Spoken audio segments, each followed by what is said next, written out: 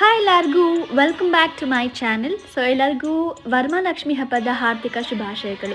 ಈ ವಿಡಿಯೋ ನಾನು ಯಾಕೆ ಮಾಡ್ತಿದ್ದೀನಿ ಅಂತ ಹೇಳಿದರೆ, ನಾವು ಈ ವರ್ಷ ವರಮಹಾಲಕ್ಷ್ಮಿ ಹೇಗೆ ಮಾಡಿದ್ವಿ, ಯಾವ ಸಾರಿ ಹಾಕಿದ್ವಿ, ಹಾಗೆ ಎಲ್ಲಿಂದ ತಂದ್ವಿ ಅಂತ ಒಂದು ವ್ಲಾಗ್ ಮಾಡೋಣ ಅಂತ ಅಂದ್ಕೊಂಡೆ. ಸೊ ಹಾಗಾಗಿ ಈ ಒಂದು ವ್ಲಾಗ್ ನಿಮಗೋಸ್ಕರ. ಈ ಸಲ ನಾವು ಸಾರಿ ತೊಗೊಂಬಂದಿದ್ದು ಪೋತೀಸಲ್ಲಿ ಟಿಶ್ಯೂ ಸಿಲ್ಕ್ ಅಂತ ಹೇಳಿ ಆಫರ್ ಇದ್ದಿದ್ದರಿಂದ ನಾವು ಅದನ್ನು ಸೆಲೆಕ್ಟ್ ಮಾಡ್ಕೊಂಡ್ವಿ. ಸೀರೆ ಅಂತೂ ತುಂಬ ಚೆನ್ನಾಗಿದೆ. ಸೀರೆ ಎಲ್ಲ ಉಡ್ಸೋದ್ಮೇಲೆ ತುಂಬ ಚೆನ್ನಾಗಿ ಕಾಣಿಸ್ತಿತ್ತು ದೇವರಿಗೆ.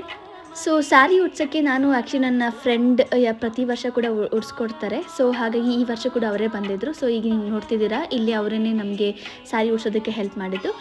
ಆಲ್ಮೋಸ್ಟ್ ಒಂದು 20 ಮಿನಿಟ್ಸ್ನ 30 ಮಿನಿಟ್ಸ್ ತೊಗೊಂಡು ಸ್ಯಾರಿ ಉಡ್ಸೋಕ್ಕೆ. ಸೊ ಸ್ಯಾರಿ ಅಂತ ತುಂಬ ಚೆನ್ನಾಗಿ ಕಾಣಿಸ್ತಿದೆ. ನಾವು ಯೂಶ್ವಲಾಗಿ ಕೈ ಕಾಲೆಲ್ಲ ಹಾಕ್ತಿರಲಿಲ್ಲ ದೇವರಿಗೆ, ಬಟ್ ಈ ಸಲ ನೋಡೋಣ ಹೆಂಗೆ ಕಾಣಿಸುತ್ತೆ ಅಂತ ಹೇಳಿ ನಾವು ಈ ಸಲ ಕೈ ಹಾಗೆ ಕಾಲು ಕೂಡ ತೊಗೊಂಡು ಬಂದ್ವಿ. ಸೊ ಈಗ ನೀವೇ ನೋಡ್ತಿದ್ದೀರಾ, ಇದು ಬಂದುಬಿಟ್ಟು ಟಿಶ್ಯೂ ಸಿಲ್ಕ್ ಅಂತ ಹೇಳಿ ಪೋತೀಸಲ್ಲಿ ತೊಗೊಂಡು ಬಂದಿದ್ದು. ಮೇನ್ ಆಗಿ ಹೆಣ್ಮಕ್ಳಿಗೆ ಅಂತ ಇರುವಂಥ ಹಬ್ಬ ಅಂತ ಹೇಳಿದಾಗ ಆಬ್ವಿಯಸ್ಲಿ ಇದು ವರಮಹಾಲಕ್ಷ್ಮಿ. ಸೊ ಈ ಒಂದು ಹಬ್ಬದಲ್ಲೇ ಸೊ ಯೂಶ್ವಲಾಗಿ ಎಲ್ಲ ಏನು ಫ್ಯಾಮ್ಲೀಸಲ್ಲಿ ಇರ್ತಾರೆ ಅಮ್ಮಂದಿರು, ಅವ್ರಿಗೆಲ್ಲರಿಗೂ ಇದೊಂದೇ ಹಬ್ಬ ತುಂಬ ಇಷ್ಟ ಆಗುವಂಥದ್ದು.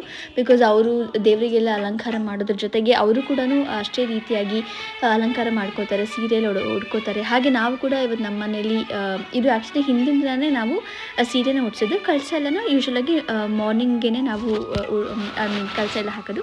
ಸೊ ಹಾಗಾಗಿ ಸ್ಯಾರಿ ಎಲ್ಲ ಉಟ್ಕೊಂಡು ನೀಟಾಗಿ ರೆಡಿ ಆಗೋದು ಅದೆಲ್ಲ ತುಂಬ ಚೆನ್ನಾಗಿರುತ್ತೆ ವರಮಹಾಲಕ್ಷ್ಮಿ ಹಬ್ಬದಲ್ಲಿ.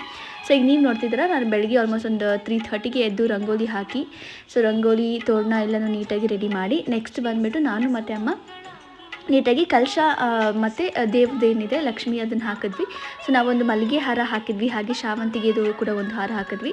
ಆದಮೇಲೆ ನಮ್ಮ ಅಕ್ಕ ಫುಲ್ ಎಲ್ಲ ಏನಿದೆ ಎಲ್ಲ ಹಣ್ಣು ಎಲ್ಲ ನೀಟಾಗಿ ಪ್ರಿಪೇರ್ ಮಾಡಿ ಎಲ್ಲರೂ ನೀಟಾಗಿ ಒಂದು ಸ್ಮಾಲ್ ಚಿಕ್ಕದಾಗಿ ಪೂಜೆ ಮಾಡಿದ್ವಿ. ಒಂದು ಬೆಳಗ್ಗೆ 5:30 ಅಷ್ಟರಲ್ಲೆಲ್ಲ ನಮ್ಮ ಮನೇಲೆಲ್ಲ ನೀಟಾಗಿ ಪೂಜೆ ಆಗಿತ್ತು, ಆರತಿ ಎಲ್ಲ ಮಾಡಿದ್ವಿ. ಸೊ ಆರತಿ ಪೂಜೆ ಎಲ್ಲ ಆದಮೇಲೆ ಸೊ ಏನೇನಿದೆ ಹಣ್ಣು ಎಲ್ಲನೂ ಕೂಡ ಇಟ್ಟಿದ್ವಿ. ನಂತರ ನಿಮಗೆಲ್ಲ ಗೊತ್ತೇ ಇದೆ, ವರಮಹಾಲಕ್ಷ್ಮಿ ಅಥವಾ ಯಾವುದೇ ಹಬ್ಬದಲ್ಲಿ ಆದ್ರೂ ಪರವಾಗಿಲ್ಲ, ನಾವು ಈ ರೀತಿಯಾಗಿ ಹೂವು ಕಟ್ಕೊತೀವಿ.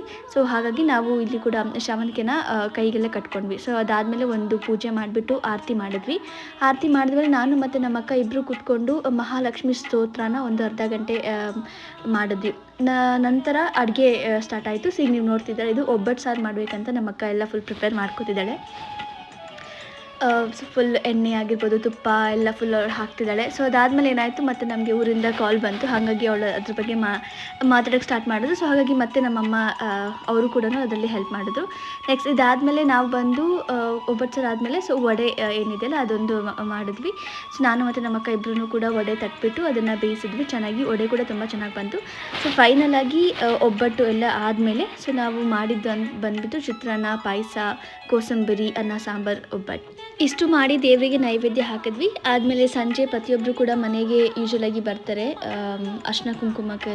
ಸೊ ಅದೆಲ್ಲ ಕೊಟ್ಬಿಟ್ಟು ನಾವು ವರಮಹಾಲಕ್ಷ್ಮಿ ಹಬ್ಬನ ಈ ರೀತಿಯಾಗಿ ಆಚರಿಸಿದ್ವಿ. ಸೊ ನಿಮ್ಮನ್ನು ನೀವು ಯಾವ ರೀತಿಯಾಗಿ ಆಚರಿಸಿದ್ವಿ ಅಂತ ನೀವು ಕಮೆಂಟ್ ಮಾಡ್ಬೋದು. Thank you so much for watching the video. ನಿಮಗೆಲ್ಲ ಈ ವಿಡಿಯೋ ಇಷ್ಟ ಆಗಿದೆ ಅಂತ ಅಂದ್ಕೊತೀನಿ. ಸೊ ಎಲ್ಲರಿಗೂ have a great day. Thank you. Bye.